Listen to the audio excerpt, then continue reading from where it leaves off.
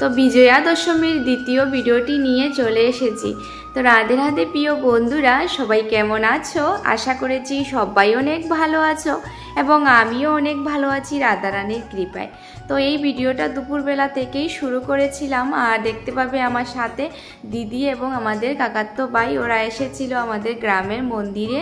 তো একসাথে সবাই বেরিয়েছি, আর এখন তো মায়ের বিসর্জন হয়ে যাবে, তাই আমরা সবাই যাচ্ছি গ্রামের মন্দিরে। তো দেখতে পাবে এখানে গ্রামের সবাই গাড়ি নিয়ে আসা হয়ে গিয়েছে। মাকে এই গাড়িতে করে আমাদের কাটলিচড়া বাজারে নেওয়া হবে, যেহেতু কাটলিচড়া নদীতে আমরা প্রতি বছর বিসর্জন করি তাই।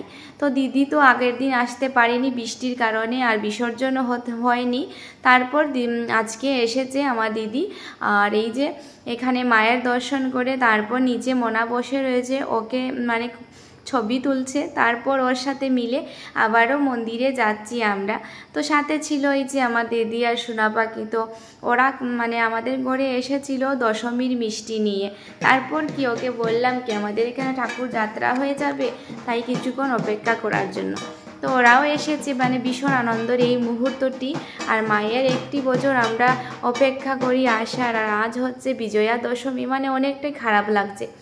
তারপর দিদি যাচ্ছে ঘরে, মোনার ক্ষুধা পেয়ে গিয়েছিল, তারপর মোনাকে কিছু খাওয়াইয়ে আবারও ওরা এসেছে। তো এখানে দেখতে পাবে সবাই ঠাকুরকে মন্দিরে নিচে নামানো হয়ে গিয়েছে। তারপর আমরা গিয়ে দেখি মার মানে প্রতিমাটা রয়ে গিয়েছিল, তো মাকে এখানে নামানো হচ্ছে। তো আমরাও মাকে এই যে বরণ করছি সবাই একসাথে মিলে উলুধ্বনি দিয়ে।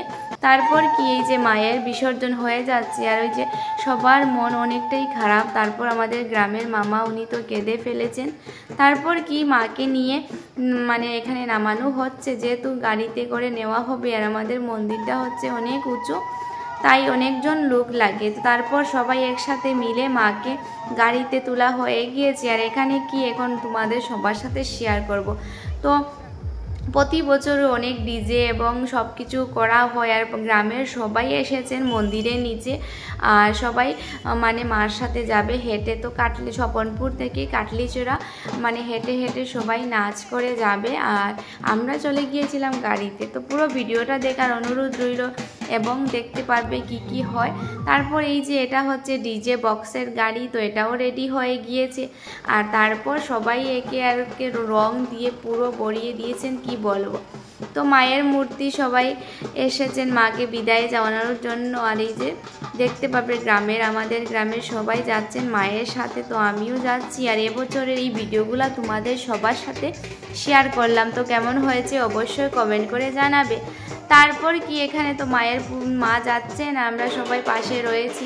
তারপর আমি ঘরে গিয়েছিলাম, ঘরে গিয়ে রেডি হয়ে আবারও বেরিয়ে পড়লাম, যেহেতু আমরা যাব কাটলিচড়া মানে বিসর্জন দেখার জন্য। তো দেখতে পাবে আশেপাশে যত আমাদের ছিলেন গ্রামবাসী সবাই যাচ্ছেন মায়ের সাথে, মানে অনেক একটা আনন্দ এবং খারাপ মুহূর্ত, মানে একটি বছর অপেক্ষা আবার করতে হবে মা আসার জন্য। তো এই যে ছিল দশমীর ভিডিওগুলো, তো তোমাদের সবার সাথে শেয়ার করলাম। এই যে আমাদের পাশে রয়েছেন আমার কাকাতো বোনরা, ওরা মানে যাচ্ছে মায়ের সাথে। আর এখন তো বৃষ্টি হচ্ছে, তার জন্য রাস্তাটা খুবই খারাপ দেখতে পারবে বৃষ্টির জন্য। তারপর আমরা রেডি হয়ে কাটলিচড়া গিয়েছি, আর কাটলিচড়ার মধ্যে এতটাই ভিড় কি বলবো। এই যে এটা হচ্ছে কাটলিচড়া, আমাদের বাইপাসের নিচে বুগদা রয়েছে ট্রেনে।